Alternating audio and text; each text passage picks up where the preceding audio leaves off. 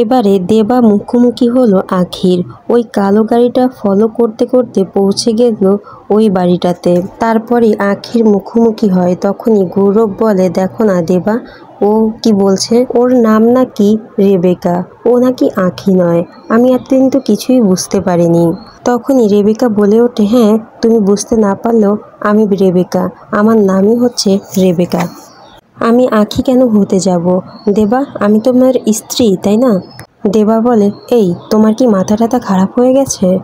আমার স্ত্রী হলো আখি, ঝিলিকের বোন, কিন্তু তুমি নিজেকে রেবেকা কেন বলছো?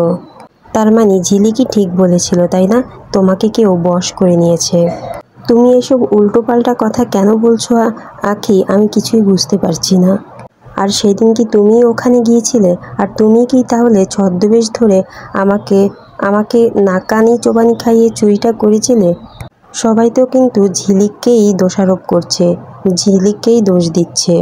তুমি চুপ করে কেন আছো আখি? তুমি আমাকে সত্যি কথা বলো, না হলে কিন্তু আমি তোমার কাছে কোনো দিনই ফিরবো না।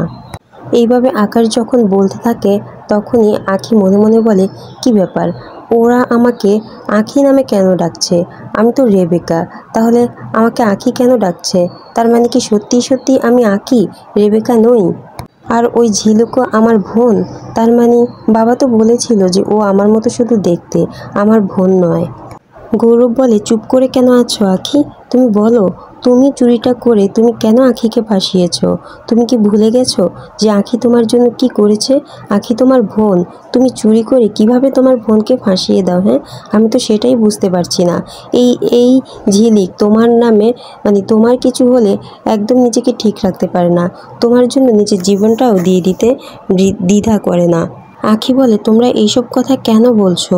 আমার বাবা তো বলেছে যে ও শুধু আমার মতো দেখতে, আর ও বাড়িতে ও আমার জায়গাটা নিয়ে নিয়েছে। তাহলে তোমরা কেন এভাবে বলছো আমি কিছুই বুঝতে পারছি না। দেবা গৌরবকে বলে, কি ব্যাপার বলো তো, হ্যাঁ ও এরকম কথা কেন বলছে? ও কি তাহলে নিজের স্মৃতিশক্তি হারিয়ে ফেলেছে? ও কি তাহলে ঝিলিককে চিনতে পারছে না? তুমি তোমার নিজের বোনকে চিনতে পারছো না? এই কথা শুনে তখন চমকে ওঠে আখি, আর বলে, তাহলে কি বাবা আমায় মিথ্যা কথা বলেছিল? তো বন্ধুরা এমনটাই দেখবেন, তাই বিস্তারিত